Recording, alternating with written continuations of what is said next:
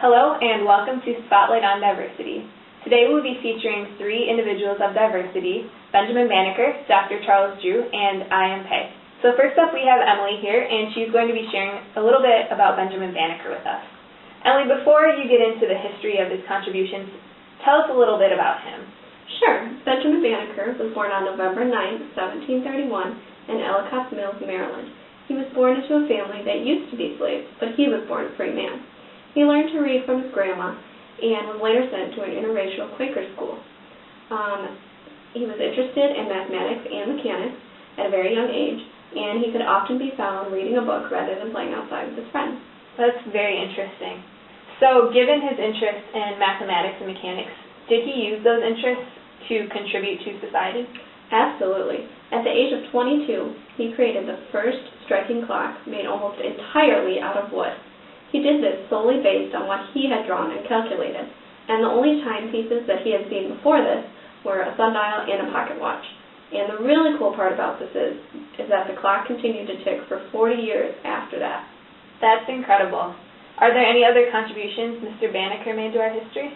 Absolutely. He was known as an amateur astronomer, and he accurately predicted the solar eclipse of 1789. He was one of the first Americans, and the first African American, to publish an almanac. By the time of his death, in 1806, he had successfully published 6 almanacs in 28 different editions. These almanacs were very useful tools for farmers back then, and they still are today. And it's pretty impressive considering a lot of people can't even say they published one. It sure is. That's very cool. Yes, even though his contributions may have seemed small, they are very important and significant to our society and our history. I couldn't agree with you more. Coming up, we have 2 more people that we will be speaking with about Dr. Charles Drew and I am Pei. So we have a diversity trivia question, and then we'll be back. Here's the diversity trivia of the day.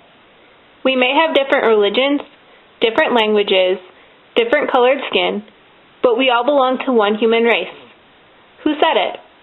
Is it A, Martin Luther King Jr., B, Kofi Annan, C, Mahatma Gandhi, or D, Malcolm X?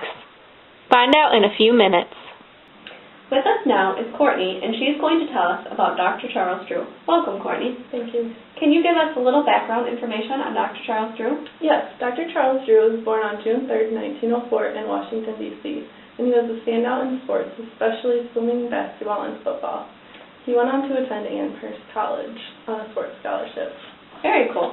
What were his plans after college? Well, he wanted to attend medical school, but he didn't have enough money, so he went to Morgan University and was a biology instructor and coached a sports team. So obviously Dr. Drew went on to earn his doctorate. When and where did he attend medical school? In 1928, 2 years after graduating from Amherst, he applied to McGill University in Canada. He was top student in his class and graduated in 1933. What is Dr. Drew best known for? Well, in 1938, he received a fellowship at Columbia University. He explored blood-related matters, and then he developed a process to process plasma. Very cool. What is the significance of the research he conducted? First of all, he was a standout because he was the first African American to earn a doctorate degree from Columbia University. Getting back to the significance of his research, plasma has a longer shelf life than blood, so it was very crucial in storing blood. Okay. When did the process of storing blood plasma come into play? Well, during World War II, he organized a way to store the blood and get it over to Europe for the soldiers that were wounded, and it helped save many lives. Okay. Did he work with any other organizations in the development of storing blood plasma? Yes, he worked with the American Red Cross and was the founder of 2 of the first blood banks. Alrighty. Did Dr. Drew have any other medical achievements?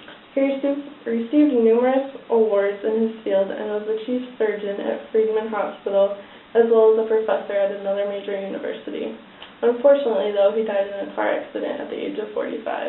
Oh. Without a doubt, Dr. Drew had an impact on the medical field and the many lives that were saved due to his efforts. Thank you, Courtney, for sharing about us with him. Coming up after our trivia answer, we will be learning about I am Pei. Here's the answer to the diversity trivia question of the day. Who said it? B, Kofi Annan. Kofi Annan is the former Secretary General of the United Nations. And we're back with our third guest, Beth. Beth is going to tell us about I Am Pei. Welcome to the show, Beth. Thank you for having me here. My pleasure. First off, tell us about I Am Pei's life. Well, I Am Pei is a Chinese-American architect. He was born in 1917 in China, and when his father got a job in Shanghai, he moved there with his family. In Shanghai, he fell in love with the skyscrapers, and he was so excited about them that he decided he wanted to design those buildings for his career. So at the age of 17, he came to the U.S. and studied architecture at Massachusetts Institute of Technology, and following that, he obtained his master's degree in architecture from Harvard, and then he began his career.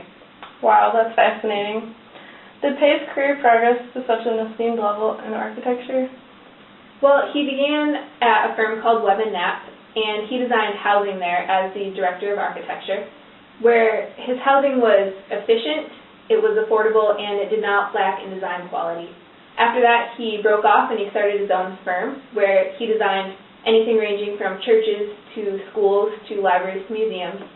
And then, in addition to that, he designed over 30 large-scale projects. His most well-known ones include the National Center for Atmospheric Research, the East Building of the National Gallery of Art, the Louvre Museum in Paris, France, and the John F. Kennedy Presidential Library. Wow. How else has Pei contributed to the field of architecture? Well, Pei was known for infusing modern design with the culture and historical context of the building site. And in addition to that, he tried to blend the building into nature and include natural light as much as possible. And that was really breakthrough for architecture at the time. In addition, he's received numerous awards in the field. The most notable is the American Institute of Architecture Gold Medal Award, which is the highest esteemed level of architecture in the U.S. Wow, that's interesting. It sounds like Pei has transformed modern design through his work. He certainly has. Today, at the age of 96, he has many accomplishments to be proud of. Wow, 96. Well, that's all the time we have for today. Thank you for joining us, Beth, and thanks to our viewers for tuning into Spotlight on Diversity. Have a good night.